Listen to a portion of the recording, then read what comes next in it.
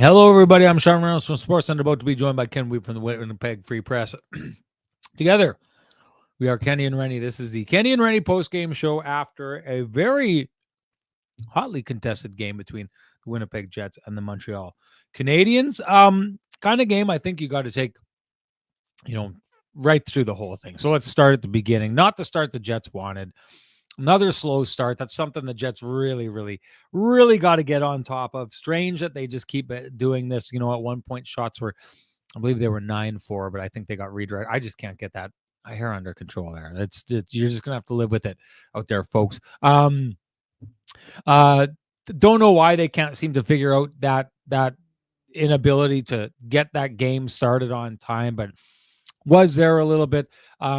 Jets get scored on first. I do think that this goal that they allowed is a little bit uncharacteristic in the way that the amount of space that is given to Laine Hudson to score that goal seemed unlike the Jets in giving that amount of space. The rest of the game, they seem to be really, really good at shutting down those shooting lanes from the point. They clearly missed an assignment on that one. It ends up in the back of the net. I think Ken and I have differing opinions on. I thought it was a good goal, a good shot. I think he felt that Connor Hellebuck should have had that one. This is driving me crazy. But regardless, after that, the Jets wake up, and then there you go. Start pushing, get the power play, get that goal. Then they follow it up after that with like the exact kind of repeatable goal that I'm talking about all the time. 5-on-5. You want to know why on this night the Jets had one 5-on-5 goal? I'm not surprised for a second that it ends up being that kind of goal. Those are the kind of goals that bring you success at 5-on-5. But in the end, on this night, that's not the Jets didn't need that. They were able to take care of this game, and it kind of reminded me of the beginning of the season in the way that the Winnipeg Jets, if you take a look back on it, and I thought it was a pretty good, stat board that we showed. First 16 games of the season, I believe the Jets power play is at like 33%, and then the last 60 or 15 games of the season, their power play is at about 18%. This is very simple, ladies and gentlemen. The Winnipeg Jets were winning games based off their power play. And that's what they do tonight. That's the difference maker on this night, right? Like the Montreal Canadiens walk away from this game. They are not able to, they end up winning the 5-on-5 battle when it comes to goals, but they couldn't score on the power play. The Jets could. This is a special team special for the Winnipeg Jets on this night. That's what we saw from the Jets at the beginning of the year. It was a team that was making the difference night in and night out on the power play. I thought they snapped it around well here tonight. Thought they took advantage of just an absolutely boneheaded play by Dvorak to make that a 5-on-3. I was kind of blown away, but I mean, that's what, let's be honest, the Montreal Canadiens, they're sitting right now in second last place. They're sitting in last place in the East.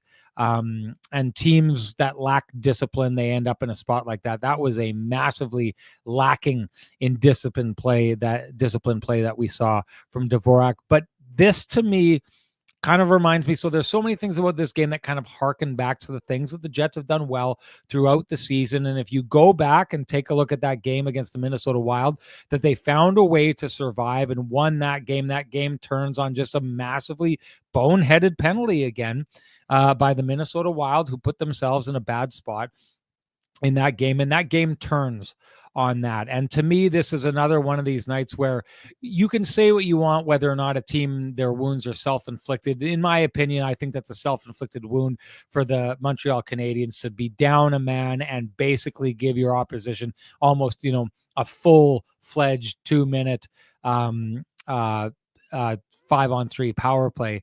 Regardless of that, if you're a team that is able to consistently capitalize on a team shooting themselves in the foot, you're going to put yourself in a good spot. So credit to the Winnipeg Jets for being able to put themselves in a position where they capitalized on this. And that's the winning goal in this game. here tonight.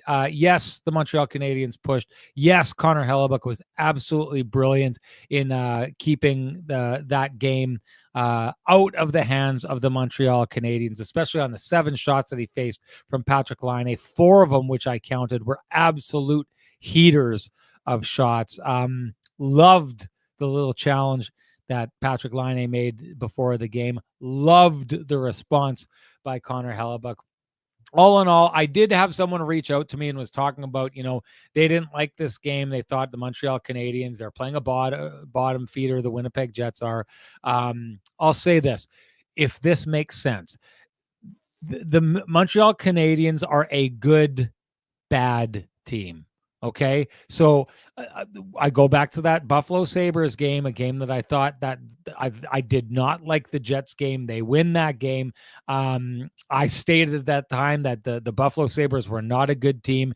At that time, they definitely weren't. I was speaking on what I saw in that game. I think I've been proven right since that time and time again as they've fallen in a hole and they can't get up. The Montreal Canadiens, from what I've seen of them this year, they're a bad team clearly because they're not in last place in the East if they're not. But they're a good, bad team in that they can, on certain nights, play good hockey, be a good team.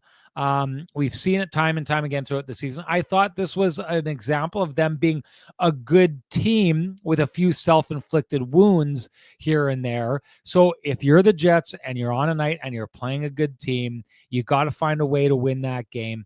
Doing it on the power play, doing it when the other team kind of shoots themselves in the foot, and doing it with just what I thought is like the ultimate repeatable goal by Adam Lowry on that night is a good way to walk away with 2 points for a team that is needing points and, well, to stay in the fight that they're trying to stay in.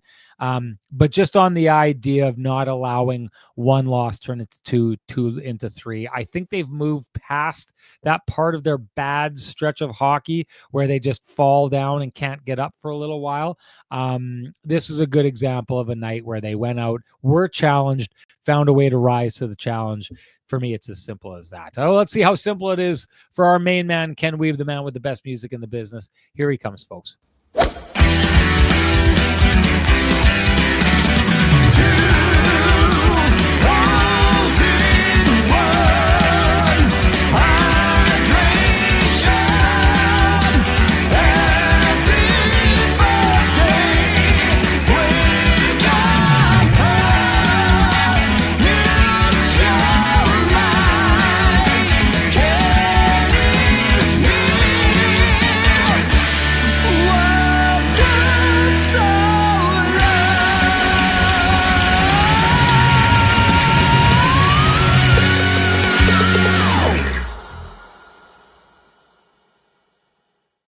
Kenny, I'm going to say something here. You can be a bad influence at times, like on B. Saunders here, who says break up the third slash, or not slash, but in parentheses, or sorry, in brackets, second line. A bad influence in 2 ways, because A, this whole third is the second line argument is just so ridiculous.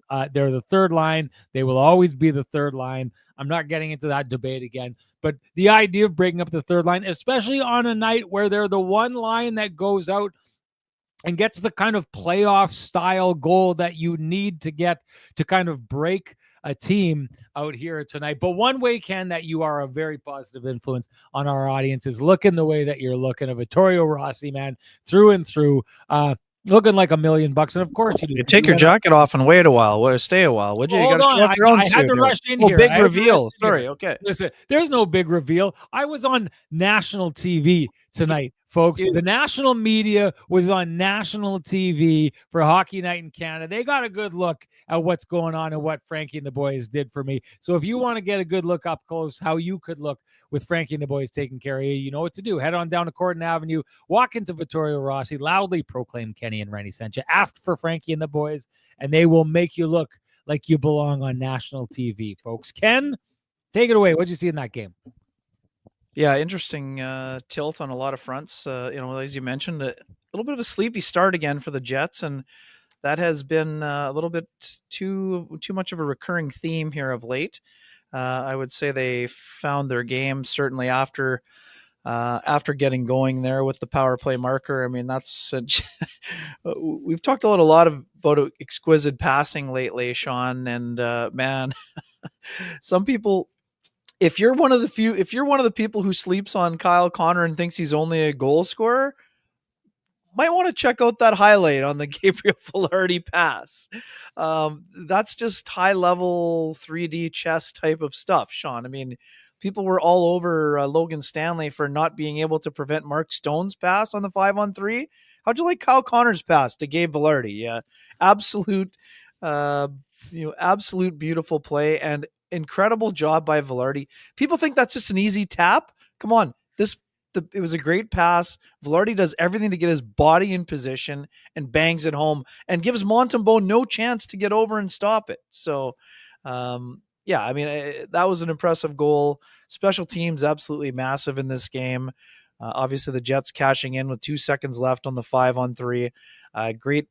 Great movement, Sean. And I would say this: nice job by the Jets throwing out a couple different looks with having Kyle Connor on the strong side earlier in that 5-on-3 before the interchange with Morrissey and the one-timer that he banged home. So thought he had a couple good looks on that front. We know the top line needed to be better today. Again, the majority of the points are coming on the power play, but they were much more engaged in this game today, I thought. So Timmy Trumpet special for you from Glenn Fricker. Yeah, Blowing your own horn again. Listen, if I'm not going to, no one is, Glenn. So Glenn, welcome. He seems like a new name. We appreciate you coming. Oh, no. Glenn's been around for a long Oh, good. time. Sorry. He's been to a number of K&R Well, live thank you for being back then. Geez, one of our most often repeated customers at those things. Okay, sorry. I got to keep the eyes open. Also sorry a guy I played baseball against this summer, and man, he was trying to take me out, Ken. He was trying to do line drives at my head. I think if I would have played at the plate, he probably would have charged me at the plate. Hey, he's a passionate guy, and I love it. I love the passion. I love the passion also. Great stuff. Yeah, I mean, just wrapping. I mean, fun game. We know it's always a festive atmosphere. Again, I'm going to just say something quickly, and I'm not telling fans how to fan, but I got a simple thing for you. If you don't like the building filled half full with Canadiens jerseys, go to the games instead of the Canadiens fans. Come on. I mean, I think it's a fun atmosphere. Again, you don't, if you're a Jets fan, you don't want people invading your territory on a frequent basis. We know the Canadiens fans travel well, but I thought the atmosphere was kind of fun. And again, it was a fun game. I mean, I think you put it well. And again, this is not excuses for the Montreal Canadiens, Sean, but one of the benefits that we have that maybe some of the fans didn't have was getting to spend a little bit of time listening to Marty St. Louis today. And you got a little extra time with Marty St. Louis after being a member of the national media and the national rights holder. Yes. But Marty St. Louis saying, guess what? They gave up 6 in the third period the other day against the Penguins after playing some pretty good hockey. Marty St. Louis said he didn't even recognize the team that was out on the ice in the third period for the last 15 minutes. And I loved his answer, Sean. And this is what you and I have been talking about. For all of the crumple up the score sheet, toss it in the garbage, burn the tape, folks that don't like bad losses. Marty St. Louis laid it right out for us. He said, if you're a veteran team, maybe if you've won the cup, you can do that. If you're a young team like the Canadiens trying to reassemble your standards and raise them, you're not allowed to just blow that off like nothing happened. You talk about it for 2 days, and then Marty was looking for a response. I'm impressed by the way the Canadiens responded today. I don't think the Jets were sleepwalking through that game. The Canadiens played incredibly hard. They went to the hard areas, and they made it a tight hockey game until Vladislav Nemestikov sealed it with the empty netter with 5.4 seconds. So actually, Sean, and I would also say this, for the Jets to close out the road trip, much more valuable for them to play in a tight game than it would have been to have a 6-1 blowout where they're coasting for half the game. I mean, that would have done them no good. It would have all it would have done is bring in bad habits, and the Jets can't afford any bad habits right now. No, definitely not. That part of the game, I think, was good for them to have to play in a tight game again. Yeah. Hey, Glenn Fricker saying Sean doing his best Razor Ramon, and Stonewall Get out the Dave with a great toothpick. Get one. He out the says Sean toothpick, man. Sean with a half pop jacket collar, his flash Vittorio Rossi suit, and a toothpick to really lean into his Oh man. 30s Chicago mobster era. I hope that doesn't come across as rude.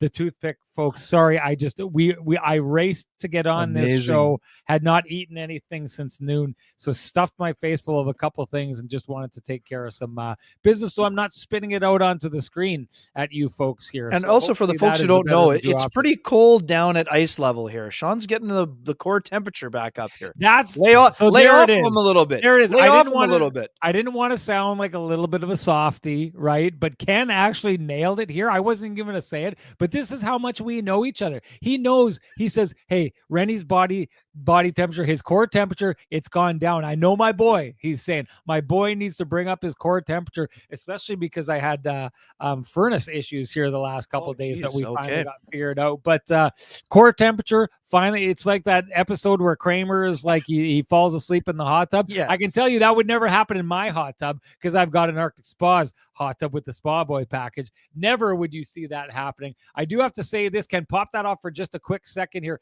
Richard Ray, I'm going to give him the get out of my hot tub because he's red hot with this. Richard Ray says, hell, he must have had his Patty flu shot. That is absolutely common red hot take of the day. So you know what to do, Richard Ray. Get out of my hot tub in my backyard there. You must be in my Arctic Spas hot tub to have a take that hot, because there's no such thing as a cold take in an Arctic Spas hot tub, especially mine with the Spa Boy package. So if you want to freeze those takes or be able to have hot takes like Richard Ray just had, you know what to do. Go on down to Arctic Spas, talk to our boy Dustin, and set yourself up with one of your own, because there's only it's a 6-person capacity, the one that I have, so you all can't fit because there's 2,489 people in the show right now. I can't fit you all, so some of you have to go and get your own Arctic Spas hot tub on your own. Ken, hey, quickly, let's get into that right away. I know that our loyal listeners are not fond when we talk about the opposition, but I think they're going to make an exception for Patrik Laine, given their love for the guy who used to light the lamp on multiple occasions. They're going to make an exception later in the show on Montembeault, because I wanted to do a little thing on Montembeault, one of the Team Canada goaltenders. Anyways, take it away, Ken. I mean, you touched on it. I mean, we were there this morning, and again, first and foremost, we've talked about this ever since the very beginning when the trade happened and everything else. It is so good, and I'm so glad we got to see Patrik in person here today, Sean. I know you saw him briefly on the road before he came back to play, but the way that he looks and today is Patrik. This is when you know that Patrik is in a better place. He had the perfect combination of confidence exuding, self-deprecating commentary, insight, and expression of love for a place that means a lot to him. I really enjoyed the 9+ minutes, and Sean, Patrik looks good. He sounds good. He's in a good place mentally. And I love the joy he's taking from playing again. And man, Patrik himself saying he's got a lot to work on. He's glad that one of the things that he's known for is working. 7 shots on net, 9 shot attempts, and he probably had the best scoring chance of the game, not recorded by Kyle Connor. I mean, the one-timer he had on Hellebuck was an exceptional blast. He got another one off in the third late in the game. I think he's moving fairly well, Sean. And again, the crazy part is what he told us today. He wasn't on the ice for 7 or 8 months. Didn't touch a stick for 7 or 8 months. So that he's done this through 6 games, it gives me hope that we're seeing the player that we saw shot out of a rocket ship in 2016. That player is still in there, and Patrik is going to do whatever he can to pull that player back out. And to me, that's encouraging. He came over and shook both of our hands, and Patrik's the kind of guy that never forgot where he came from. He didn't forget the people who covered him when he burst onto the scene. And that's something that I appreciate about him. I just got to say this. When he came in, it's always good to see him. Good to see him back. I had a feeling that with the start that he had, he'd be doing well. It reminded me, Ken, and this is going to be like a little bit of a peek behind the scenes here. Now, you all know I strain very, very hard to be very neutral in what I do. And that puts me in trouble a lot of times on this show, because I know that you're all Jets fans out there, and I know that sometimes you want me to just kind of like get along with you and say the kind of stuff that Jets fans want to hear. And I'll go against that because I try to very much say cut and dry what I think is black and white. This I don't think spoils that. It doesn't mean that we don't enjoy speaking with certain individuals. I don't go out rooting for them, although I root for Patrik Laine and his mental health. I don't go out rooting for the player, but I'm not afraid to say that I enjoy talking to certain people and that certain guys even make the job fun.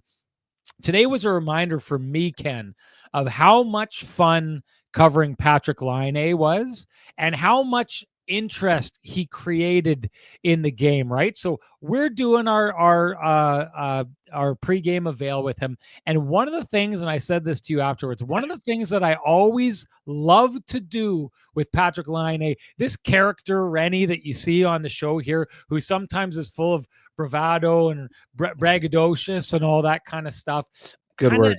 yeah, I get the mindset of like being like that is something that Patrik Laine understands because you'll have heard him before. He can talk with this faux swagger, right? He likes to come out and he likes to say things. And so, what used to be a lot of fun for me, not only in talking with him in the room, but on national broadcasts, where I would ask him a question about a goal that he scored, and you would do so in a way where you kind of just said it and made a statement that made it kind of sound like he was this larger than life character. So when I asked him the question today, I said to him, Patrik, clearly your shot is back and working. Is there any chance that shot has gotten even better than it was in Winnipeg, or did you just perfect it back then and it's sat here? It's been there ever since.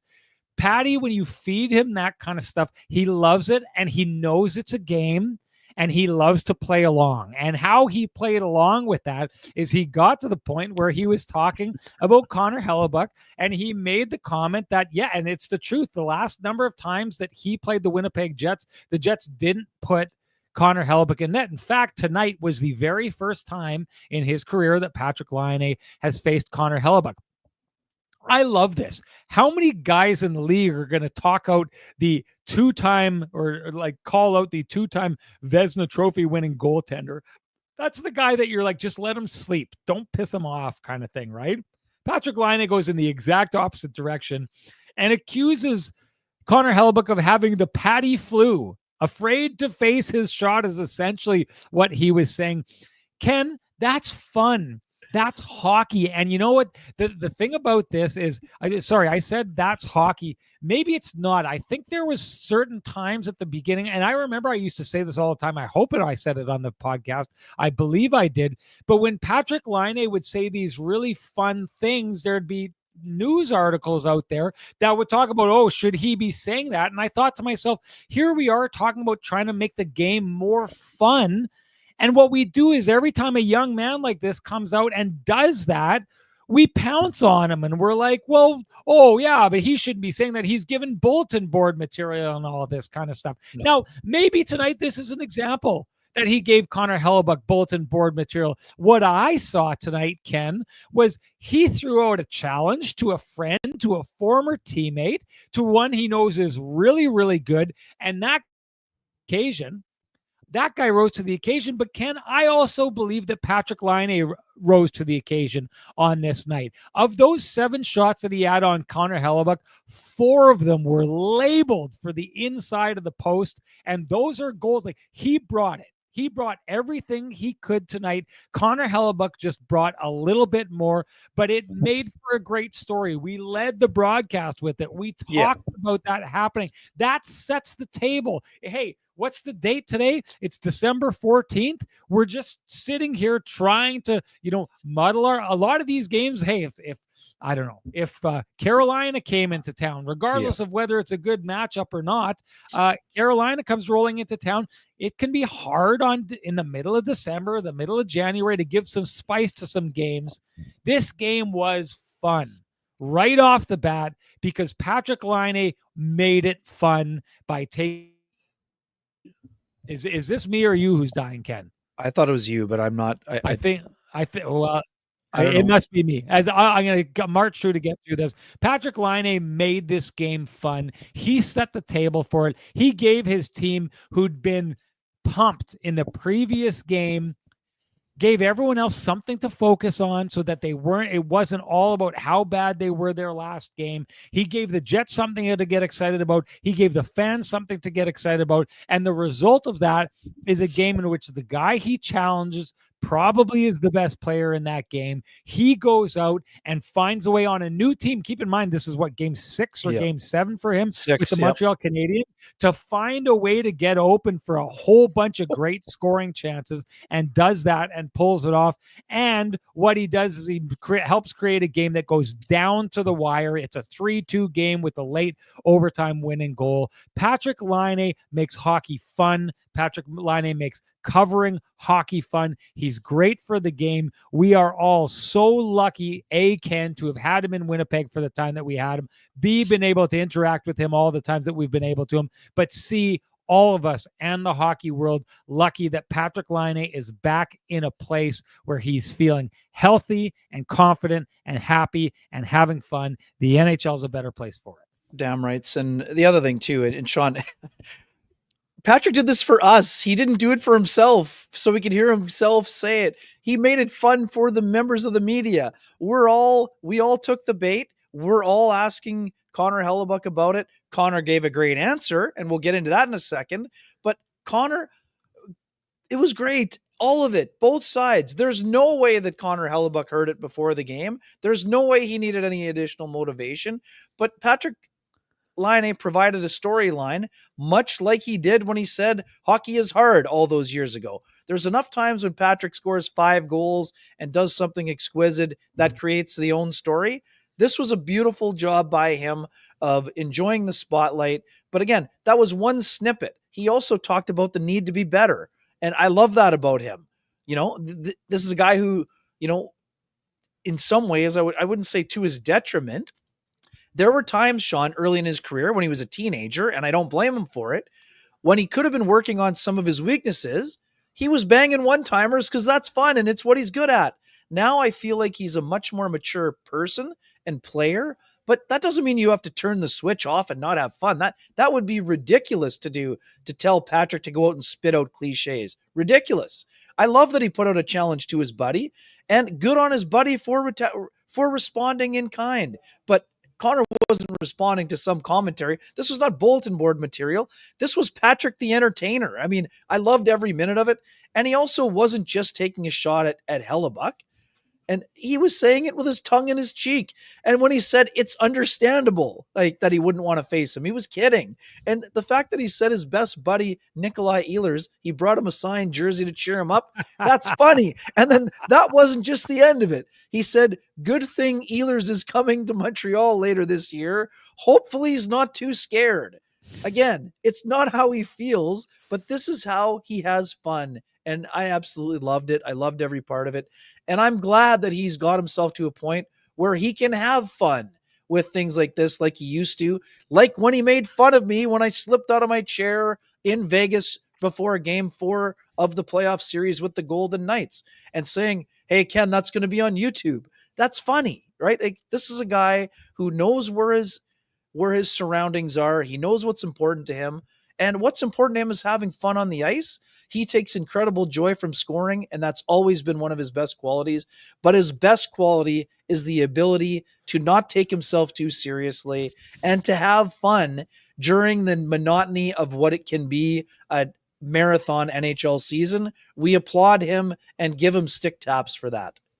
Boy, people were mad that I talked as long as I did. They're calling for it. They love to watch you eat, Ken. They love to watch you eat. I'll say this. I got no trouble sharing the stage and the buffet with my main man here. I just want to say this. I'm going to give this game got the Pristine Roofing wake-up call from the energy that Patrik Laine brought to it, both outside and inside the game. So you know what that means. Time to give North End Rick the Pristine Roofing wake-up call at 204-981-6289. He's the guy you want down at your place to take a look at all your roofing, siding, and exterior needs. You can also call Pristine Roofing as well at 204-237-7663. You will be happy that you did. And Ken, don't you give Sweet Lou a shout out while you're at it? You bet. On this great, glorious weekend, why not give our main man, Lou Furlan of Gorilla Page Dynamic Realty, a call? If you have realty needs you'd like to have met, you can reach him at 204-791-9971 or at the office, 204-989-5000. His email is lou at loufurlan.ca. That's L-O-U at LOUFURLAN.ca. Lou Furlan, excellent realtor, excellent human being, and excellent supporter of this community, including our podcast. Fun fact, Lou Furlan's the only person that Patrik Laine has ever asked for a signed jersey from. So good stuff. John Chan has called for it. He says, time for the Renny headband in honor of Patty. So there it is, folks. Time to make it a Sean's headband version of the Kenny and Renny show. Here we go.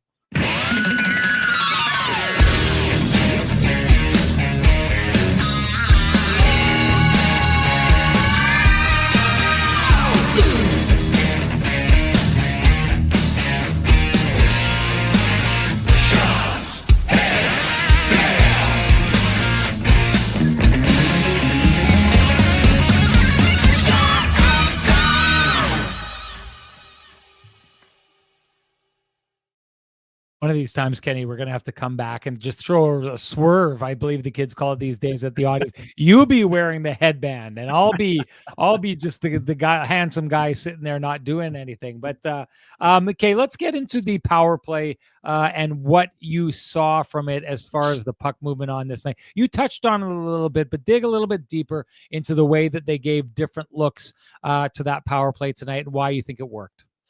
Yeah, I mean, Kyle Connor is, known as the one-timer threat on that power play. So when he has the puck, I like the spacing first and foremost of when he took the pass down near the goal line, because people aren't sure what he's going to do from there, right, Sean? I mean, you're used to having to get in the shot lane to block a one-timer or deny him the pass if he's on that right wing one-timer side. The way the Jets stretch things out, I think it kind of confused the Canadiens on that play. Don't you think, Sean? Oh, yeah. All of a sudden they think, he's going to go to the slot. What is he going to do here? And that allowed Velarde to just post up at the back post on the Zach Hyman special and bang it home. So like the spacing a lot on that play. And then, as I mentioned, I like the fact that for a good chunk of part of the 5-on-3 that was, extensive for all the reasons that you mentioned. Absolutely. I cannot understand what Christian Dvorak was doing. Like, I'm glad you gave the pristine wake-up call when you did. Yeah. Otherwise, it belongs to Dvorak. That is a play you are a veteran player. You cannot do that. You can't cross-check someone under the chin after the draw, no matter how mad you are about something that may have happened 3 or 4 years ago. That is an absolutely ridiculous play by a player who is smarter than that, and he can't do that. And I would imagine that Marty St. Louis gave him an earful when he got back to the bench. But the spacing there was excellent. I like the fact, the Jets have been talking about this a lot, Sean, and Kyle in particular has been talking about it. Other teams are adapting to what they've been doing earlier on. You only get so many opportunities to get a 5-on-3, and you better either have a great momentum burst from it, or you better score on it. Because 5-on-3s they're not a gimme, but they're as close to a gimme as you should get if you have a top-ranked power play that can move the puck. So the Jets doing a great job on that front. I liked how they moved the puck around. I like how they gave him a different look with Connor on the strong side for a while. I love the interchange, and I love how they didn't panic, Sean. That was the thing. Clock is winding. The first power play is about to expire. Great interchange with Kyle Connor. Josh Morrissey puts it on a tee at a perfect speed, and Connor bangs it home. They're not panicking. They're not making crazy passes that aren't there. They're not putting it into lanes that are not available. They find the play that is available to them, open it up, bang it home. That's what you have to do if you are a high-end power play. And the Jets, after going through a really tough patch, are showing once again that they are a high-end power play. Pat Rathwell, this is a great point here. Jets zone entries on the power play are really solid with the crisscross, and I could not agree more. This is something that last year and the year before, Sean, zone entries when Ehlers was not on them, they were not a very consistent thing for them. It often cost them 20 to 40 seconds every power play, sometimes an entire minute, where they would get, clumsy at the blue line, try to force something that wasn't there. Other team throws it down. Then you got all kinds of classic bad body language and a bunch of other things that you don't like to see. This year, that's not happening. Their ability to get the drop and go is working so well. They get it out on the flanks, and when they fake it to the flanks, they can just carry it in on their own. It's been impressive to watch. You nailed it. You nailed what the secret to that power play was, and it was that it's the patience angle of things, like the lack of panic. Like I thought exactly that, where when Kyle Connor scores that third goal, like you said, set up on the tee, it's just before that he shoots and misses the net, and the Jets basically understand to take the puck, get it up, and kind of move it around the horn, because what they're taking notice of, Ken, is that Montreal still isn't reacting to the last play that had them a goal. It's just Kyle Connor missed his spot and hit the side of the net. So they basically go and set the same thing up twice, because they have recognized in that moment that they're not defending this one specific thing. So they go out and they exploit that. And like you said, time's ticking down on the clock. I think in the end there was 2 seconds on the clock, and that's why they still got an extended power play. Didn't score on that. But that is a sign to me of a confident power play, one that is just like doing the right thing and not overly panicking. And another example of this to me, Ken, is the way that you talked about this, the way that Kyle Connor opened up that passing lane to Gabe Vilardi. This is two guys just doing a really, really good job of this. Now, the subtleties of this, and there's a real good, if you want to hear it straight from the horse's mouth, I did a post-game interview with Kyle Connor. It's up on the Sportsnet website. I have retweeted it out into Twitter. I got a good explanation of him, of just the subtleties of that play. But you'll notice there, basically, Kyle Connor's got the puck and he borderline doesn't move. What he doesn't do, it's a 5-on-4. He doesn't panic. He doesn't say, oh, there's nothing there, and throw it up to the top just to throw it up to the top. He sees that Gabe Vilardi's there, and he's like, he's there, but there's not a passing lane open right now. But that doesn't mean I need to give up on that. The passing lane isn't open right now, but it could be, maybe if I moved over here a little bit. And what they do, if you notice it, Ken, is it's like, it reminded me like one of these games of, let's say you're playing keep away from someone, right? And you go to toss it over their head, and then you fake tossing it over their head, and they turn the other way, and they look and they see, oh, the ball didn't come over there. But before they can turn around, you throw it over their head, and then they turn and they look at you, and you don't have the ball anymore because it's on the other side. It can get a little bit confusing to be the monkey in the middle or whatever when you're trying to keep track of where this guy is and where this guy is. Well, what happens on that play is the Montreal Canadiens leave that one defender, and I believe it's Matheson at the time. I'm not sure, but I believe it's Matheson. They leave that one defender to cover the other two guys.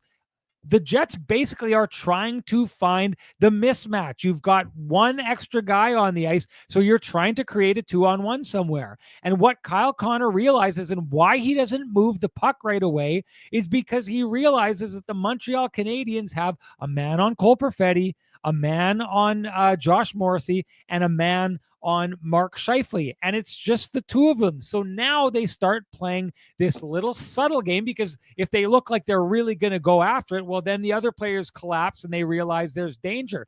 But Kyle Connor almost looks like he's being ineffective. He almost looks like he's thinking, well, maybe if I just charge the front of the net and take a shot, something a lot of people are thinking he's going to do. But in the end, what they do is Matheson can't keep eyes on both guys. So when he takes a little peek towards Gabe Vilardi, Josh Morris, or excuse me, Kyle Connor moves a little bit. And then when he looks away, you'll notice Gabe Vilardi just collapses a little bit closer to the net. That's enough to open up that passing lane. And you said it, Ken. It's the kind of passing lane that you have to fire a rocket through. I don't think I've ever shot a shot as hard in my life, Ken, as he flicks that pass. And to the point of what you said about it, that is not easy. What Gabe Vilardi does, converting on that pass, basically one-timing a shot is what he did there. That was just brilliant. Confident power play, a power play that is high IQ, because what it's doing is it's isolating players. This isn't just pass it around until someone makes a mistake, which is what most power plays are, Ken. Pass it around until someone makes a mistake in coverage when there's an opening, get a shot. This was one in which the Jets very slowly and methodically isolated a player, left them all on his own, and then when they did have them on their own, played that little game one off the other. You can't keep eyes on both of us. Boom, it's in the back of the net. And really, Ken, to me, that's where everything kind of turns in this game, and the Jets put themselves in a really good position. Of course, it's followed up by the third line and them going out and getting that goal, which I just absolutely love. But I really, really, really liked that power play goal. I really liked how the Jets handled the 5-on-3. And I'm going to say this, it's something that's probably, it's happening over and over and over again, but man, oh man, has it paid off, the changes that the Winnipeg Jets have made on their power play this season. Good to see it clicking the way it is again. And if you are looking to pay off high interest credit cards or debt, we suggest you go talk to our friends at Cambrian Credit Union about their payoff loan. They can show you how taking out a loan to pay off your debt actually gets you debt-free faster, and you can save thousands of dollars. Go to cambrian.mb.ca to book an appointment online. Ken, would you indulge me in talking about go for it. I just want to put a bow on what you had, and you touched on almost every single thing, but I watched the goal again right now, just to remind myself how subtle it was, the beauty of it. Two other things just to add on to everything that you had said. Kyle doesn't lock eyes on Gabe Vilardi. It's not obvious that he's trying to force it across. He identifies him, and then what he does, he waits until the precise second. Matheson has his stick. He's a left-handed shooter. He has his stick in the passing lane. For a split second, he goes to put the stick in the other side of the passing lane, sensing Mark Scheifele is in the slot behind him. And at that precise moment, as he moves his stick ever so subtly across his body, that's when Kyle fires it across to the back door. David Savard has to respect the slot player, and that's why there is basically, as you mentioned, that is a one-timer special. That is just such an extraordinary play all around. And we talked about patience. That it's a bobbled pass that's deflected. Perfetti pulls it up slowly and doesn't panic there either, finding Josh Morrissey before they get it down to Connor. That's just such a high level play. And anyways, we just wanted to tie a bow on the rest of that. So I don't know if this is true, but I would not be surprised if it's true. The one thing I know is the Canadiens have been a very, very poor 28-27. I mean, it's... Yeah, well, but I mean, it's saying something. This would have been, they were close. It would have been the first time this season that the Montreal Canadiens would have hit the 30 shot mark. That's saying something, Ken, to be this deep into the season, 30 games into a season, and have not put up 30 shots here. But what we're talking about, Bick Ronis, who, every once in a while tries to keep people, every once in a while, not often, but every once in a while, tries to keep people grounded in the chat room here by, sharing some of the things that he feels maybe the Jets aren't doing well. And he says, Jets outshot again by a team that has only outshot an opponent once in their last 10 games. Jets have not outscored a team at 5-on-5 in 9 of their last 11 games. There, feel better, he says. It's almost like he wants people to it's almost like he's trolling in here, Ken. I don't know. Anyway, would you indulge me in Montembeault for a second? I don't have a whole lot to say, but I'm just asking if you don't mind if I don't mind. For me because I've wondered about him. I thought it was a little bit surprising he ended up on that Team Canada. I know that there was an understanding that he played for Team Canada in the past, did really well there. Hard to see what a guy looks like outside of the team that he plays on right now. I thought there was a really, really good explanation by Scott Arniel on the power play tonight and those saves that he was making on Patrik Laine. And what he was saying was basically we shut down the options so that Connor Hellebuyck at the very least knows where the shot is coming from. And what you've seen then is tonight, and it was a really interesting thing because we kept talking on the broadcast about how these one-timers would come, and it was almost like Connor Hellebuyck was reading the opposition's mind and getting there. the explanation from Scott Arniel is a really good one, in that he basically says the only place that they were going to give an option was there. So all these times that it looks like Connor Hellebuck is in the opposition's head, what it is it that the Jets are going to take away everything but. And so a lot of times, and I do think this is something I've said this in the past, I think that the Winnipeg Jets do a better job of putting Connor Hellebuck in a place to succeed than most people give him credit for. And that even when he does face shots or high danger shots, I've said this before. Remember last game, the game tying goal, when you can get that pass across the crease where the goalie has no hope. Well, that's what it looks like. Connor Hellebuck on that game tying goal against the Vegas Golden Knights, he's not pushing across and making some glorious save. He's getting scored on like a mere mortal, and he's looking like he can't really move. How often have you seen the Winnipeg Jets give up that pass? So it almost never happens. On this night, Sam Montembeault had no shot on the first goal. He had no shot on the third goal, and allowing Adam Lowry to the front of net the way that they did. I took a look here tonight. I actually thought Sam Montembeault played really, really, really good. I got my first look of why Team Canada put him on their team. I do think if you took Sam Montembeault and put him on a different team, he'd be one of these goalies. Like, hey, great example, Ken. Forsberg was thought to be this terrible goaltender when he was in Ottawa, and now he's sitting here, and right now he's going toe-to-toe with Connor Hellebuck for the best goaltender in the league right now and some of the best stats out there. Sometimes goalies just need the right situation. This is a way of me saying Sam Montembeault, I wonder what he would look like in a much better situation with far more effective D or a better defending team. It's another way of me saying, yes, Connor Hellebuck is phenomenal. I still don't think the Winnipeg Jets are given credit for how they make his job easy in a very specific way that sometimes looks dangerous. And I thought the perfect example of that, Ken, was when the French reporters came in and talked to Scott Arniel this morning, or maybe that was yesterday. Yeah, it was yesterday during the practice day. The question came, basically, does Connor Hellebuck bail you guys out too often? Scott Arniel didn't like that question. You could tell he felt his team deserved better than that. And he said there's quite a few nights we make Connor Hellebuck's job really, really easy on him. Give credit to his team. That's a long take into goalies for me.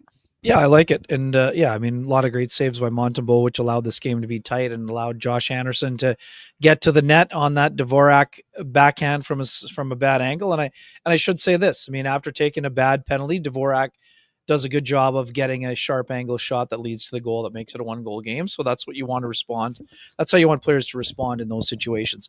And just quickly, David Savard is a guy we've talked about in the past, Sean. He's been a target of the Jets.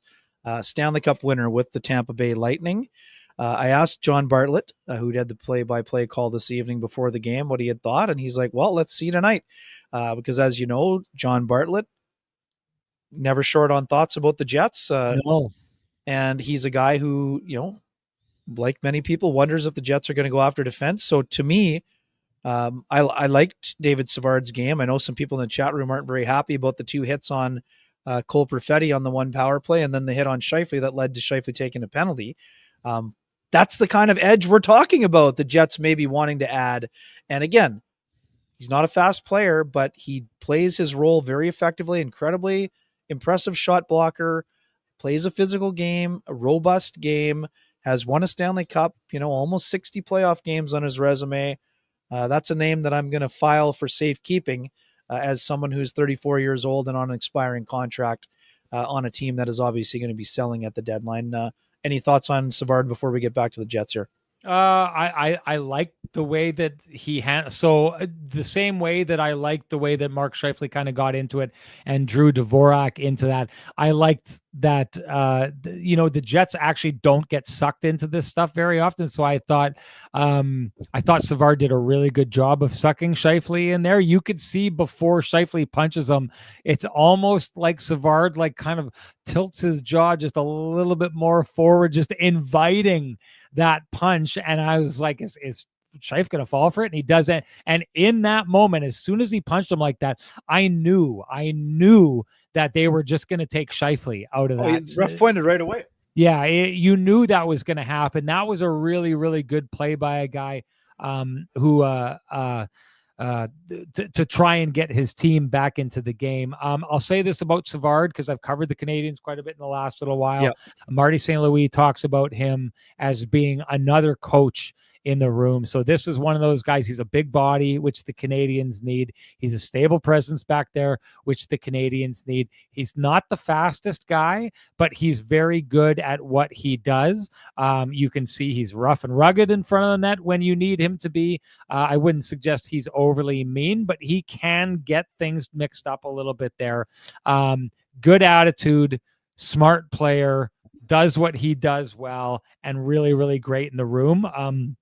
And only 3.5 million AAV. So yeah, everything the Jets are looking for. And on top of that, a guy who's very almost likely to be available come that time of year. And like you'd said before, Ken, a guy that the Jets have been in on in the past. And one thing we know about the Winnipeg Jets is when they're in on a guy, once they like a guy, they like that guy until his skills fall off. I guess that would be the only debate because I know that Eno Trapp is in here. Eno Trapp is a Montreal Canadiens fan who often tunes in here. He seems to think that the best days are behind him. He's seen a lot of them. What we saw in this night, though, is someone that I think the Winnipeg Jets could use. Ken, time for us to get moving on. What do you got for the Johnson Group play of the game? Got you covered play of the game. I think it's got to be Josh Morrissey's ability to prevent Juraj Slafkovsky from being able to get a puck, stick on the puck after it hits him in the chest on that Laine. The second or blast by Laine late in the game that Hellebuyck stopped, but it hit Slafkovsky in the chest, and it looked like Slafkovsky might have been able to take a whack at it, but Josh Morrissey tied him up, and that allowed Hellebuyck to get his glove down and cover it up before the second chance was available to him.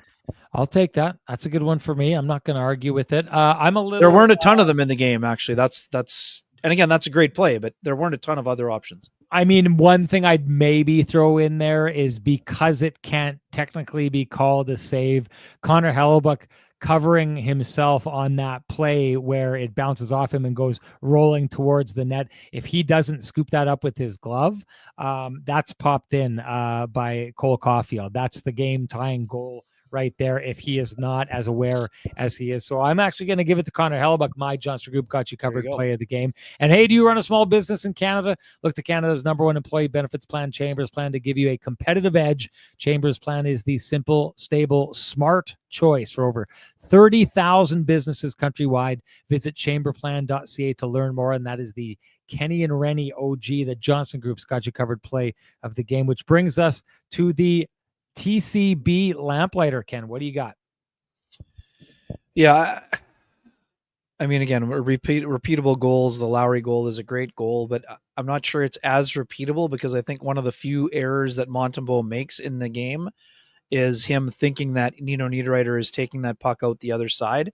Not to take anything away from Nino's pass because I think he disguised it incredibly well.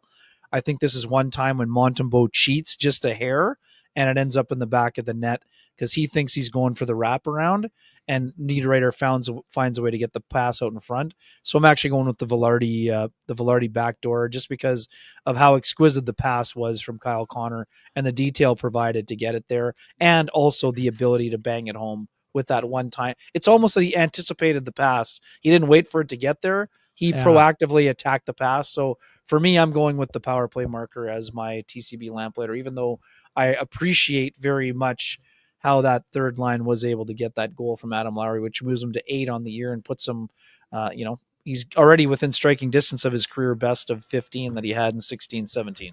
Yeah, I'll say this. I do think that that's a repeatable goal. I don't fault Montembeault for cheating. Why? Because there's 2 Montreal Canadiens defensemen standing right there hey, listen, if he guesses that Niederreiter is going the far side, he's doing it based on the idea that Adam Lowry should maybe not be that much of a threat because there's 2 guys there to check his stick.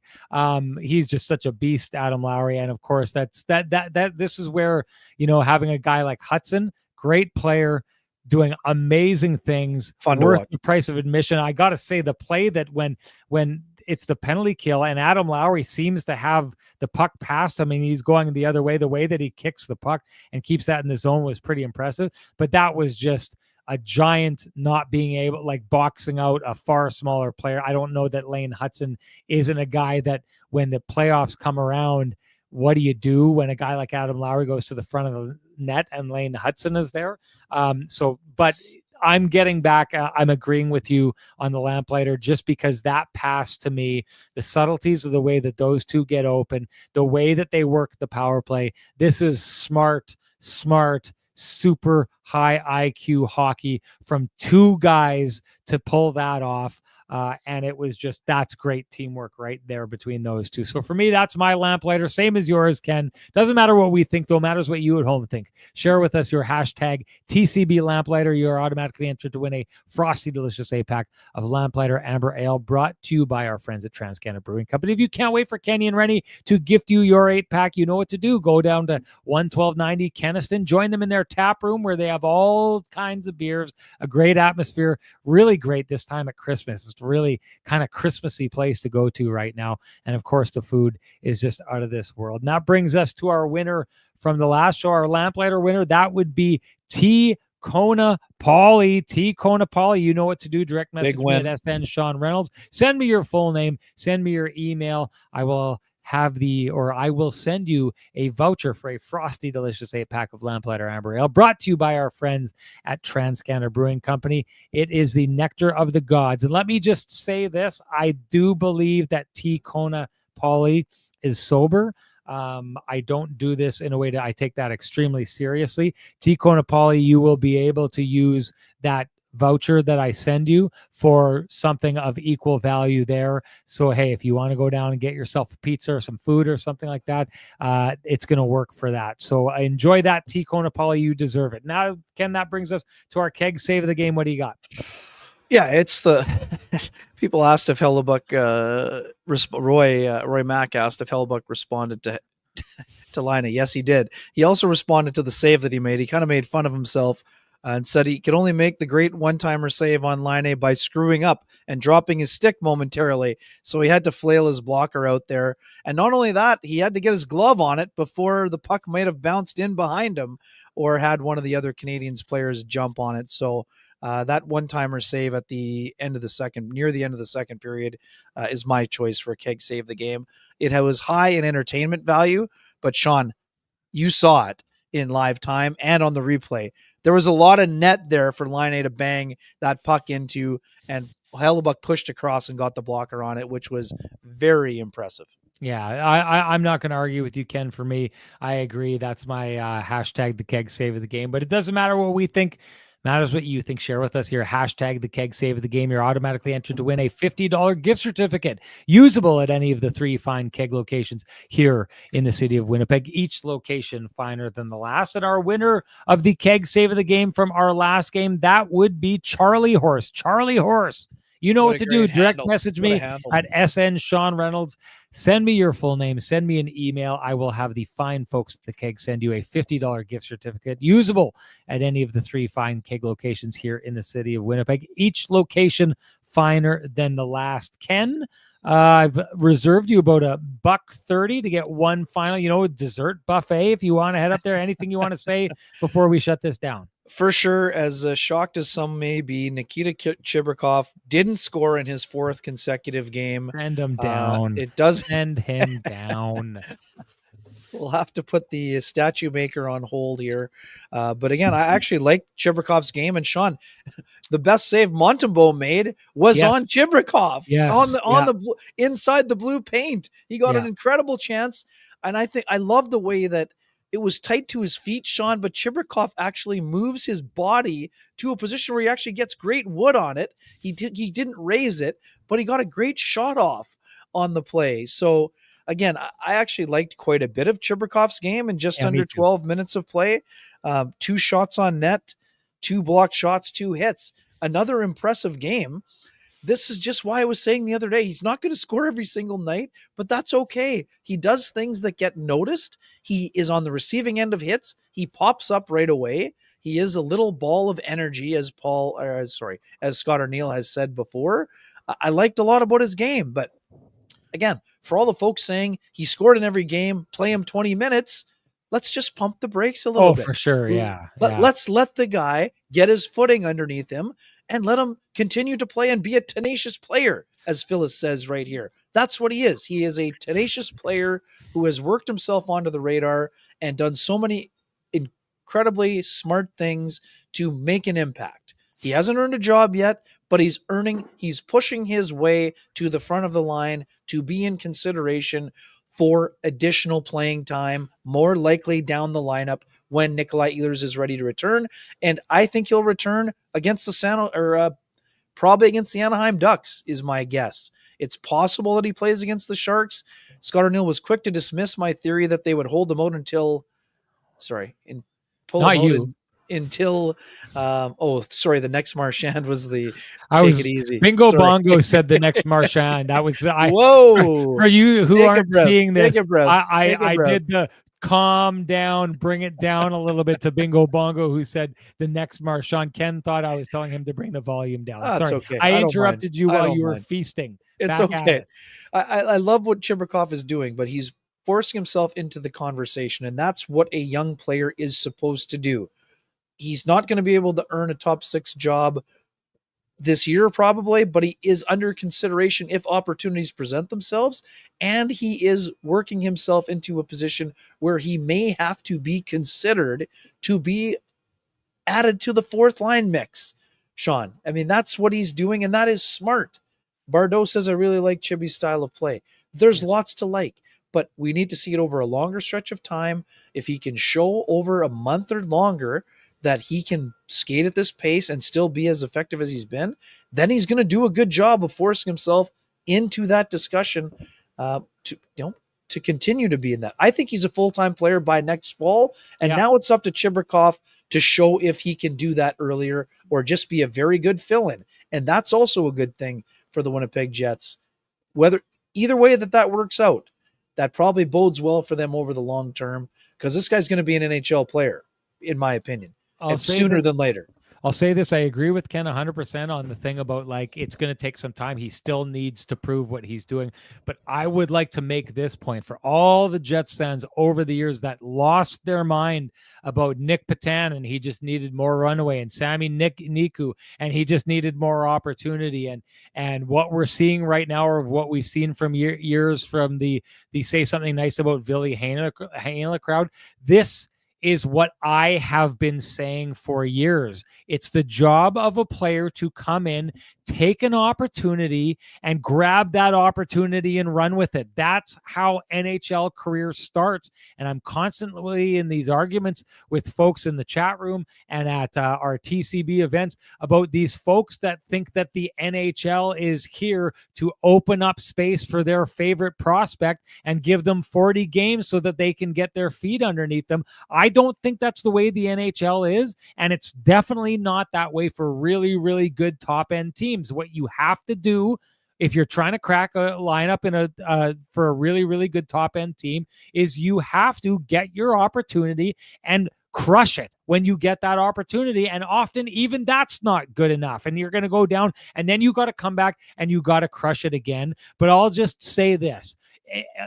You'll notice right now, I'm not saying Chibrikov, blah, blah. If you had a feeling that maybe I say this about young players and I've got some kind of, bias towards young players, if Ville Heinola was walking up and popping the way that Nikita Chibrikov has popped routinely in every opportunity that he's had with the Winnipeg Jets, I would be saying, give him more. It's like at the end of the year when we had the conversation, Ken, about Cole Perfetti, and I said, you put Cole Perfetti back in the lineup and he pops, well, then it's almost like you have to keep him in there. I thought that was the mistake last year with the Jets, is Cole Perfetti was great down the stretch when they needed someone to be great, and they had lost 8 straight, and they turned around and then won 8 straight because he helped to get them to that. It hurts when you take that player out of the lineup, right? With young players, it gets tricky with these kind of things. But right now, I'll just say this.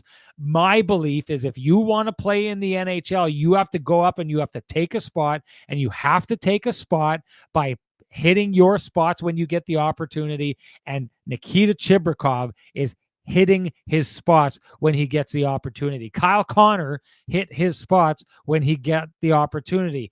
Patrik Laine hit his spots when he got the opportunity. This is how careers are born. This is what you are supposed to do. It's what I have, and I believe Ken as well, have called for in the past with the players that you may think we have some kind of bias for. All we want is for those players to earn their way the same way pretty much every other NHLer out there is, especially NHLers trying to make really good teams. That's it for us. We're going to get out of here. A little bit of a break for us here. Ken, next Jets game is going to be on Tuesday night, late night. So it's after dark. Kenny and Renny after dark, buddy. Yes, exactly. Coming up. So we really hope you join us there.